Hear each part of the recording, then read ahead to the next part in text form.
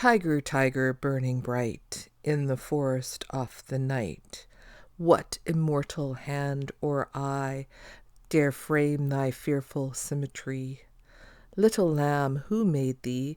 Dost thou know who made thee? Did he who made the lamb make thee? Do you know William Blake's poetry? I've been working on this scroll that I started many, many months ago.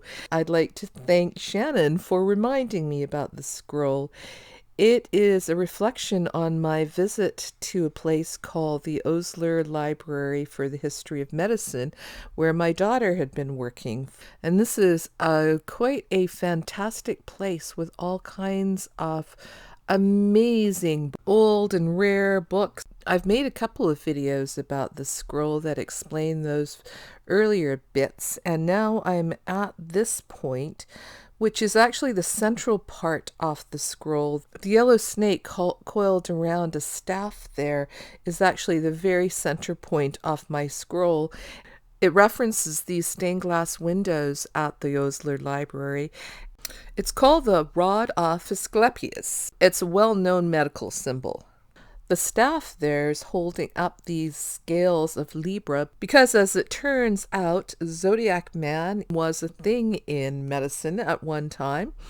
And the scales are weighing these two fruit, pomegranates, because this illustration from this 13th century book on plants from around the Mediterranean reminded me of pomegranates. And then there are the two skeletons of Gemini set against the low horizon line there in the background, based on the illustrations in this book on anatomy.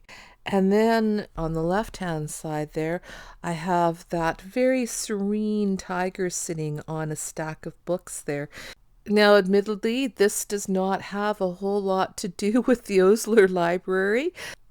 I like to make up stories that rationalize why I've done things. And then I thought, well, since I have the zodiac, why not include the animals of the Chinese zodiac as well? And that's where the tiger came in.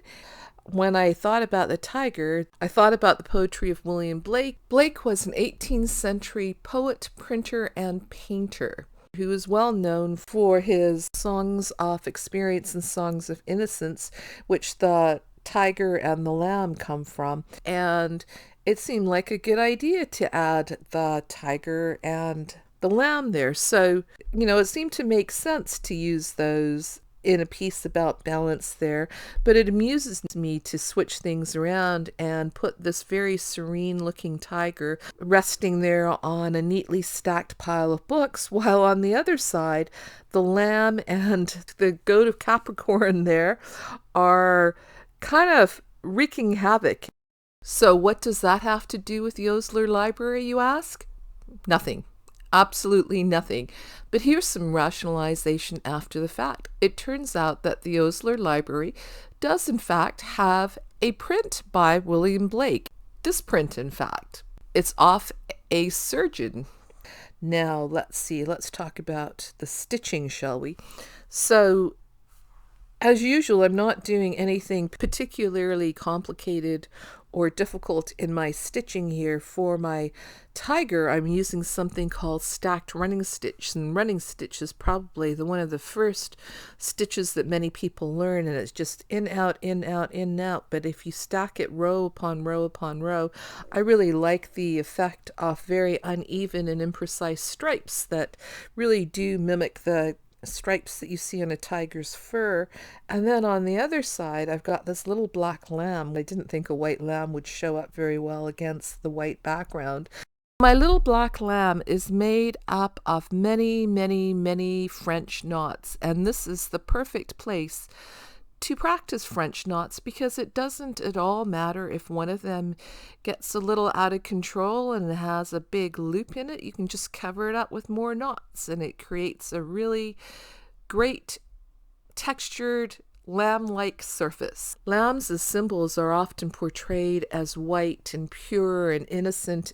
So in my world, I know goats and lambs as being very mischievous and playful creatures, and it amused me to make my lamb black. And I also very coincidentally learned that a lamb on a book is a Freemasonry symbol. You can read whatever you want into that. So how many zodiac signs have you noticed so far in this piece? I have plans for the rest of the scroll, the second half of the scroll, that will include all of the other zodiac and Chinese zodiac signs, as well as a few more medical references. And I'm trying not to be goal oriented and just let things emerge, but I also have decided that it is time to finish some of my unfinished projects. So I'm hoping to have this finished by the end of the year. And once again, thank you so much for watching. I hope you've enjoyed this video, and I'll see you again soon. Bye for now.